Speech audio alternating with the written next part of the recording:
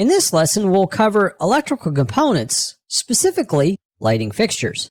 So our lighting fixtures can be placed by the architect and or the mechanical engineer using MEP, depending upon what you want to do.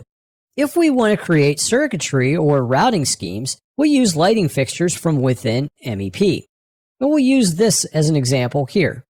The layout we're looking at is a ceiling plan of the third floor.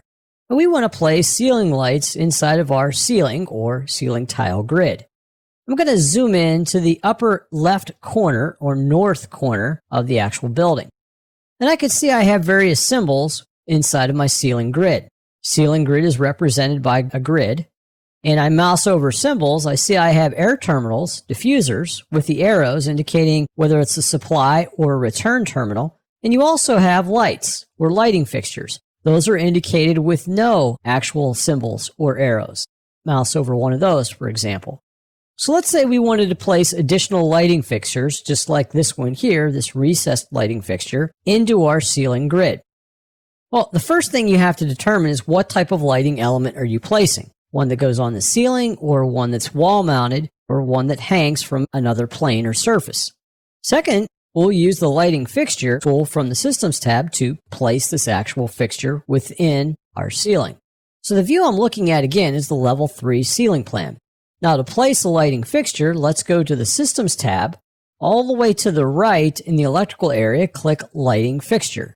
This will then display the properties of what fixtures are currently loaded into Revit. And the one that I want to use in this example will be the recessed lighting fixture 600 by 600.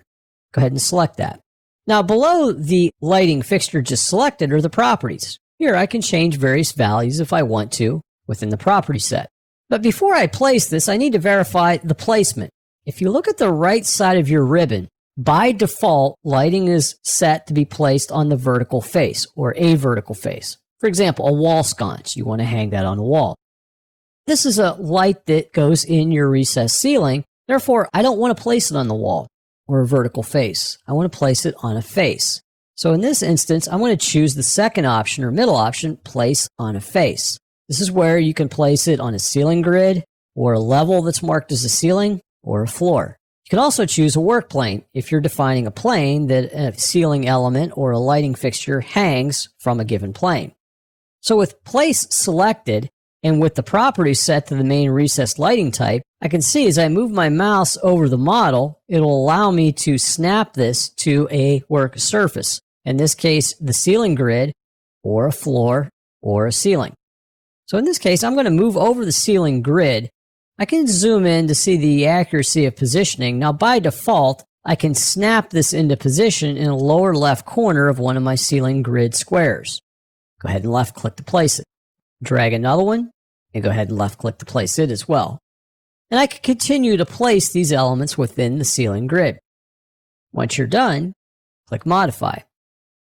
Selecting each element will show that it's actually bound to its host, the compound ceiling, sitting at a specific elevation. If it was bound to the floor, which technically you wouldn't want to bind a ceiling light to a floor, but if it was a floor lamp for say, you could bind it to the floor. Go ahead and click if anything is selected.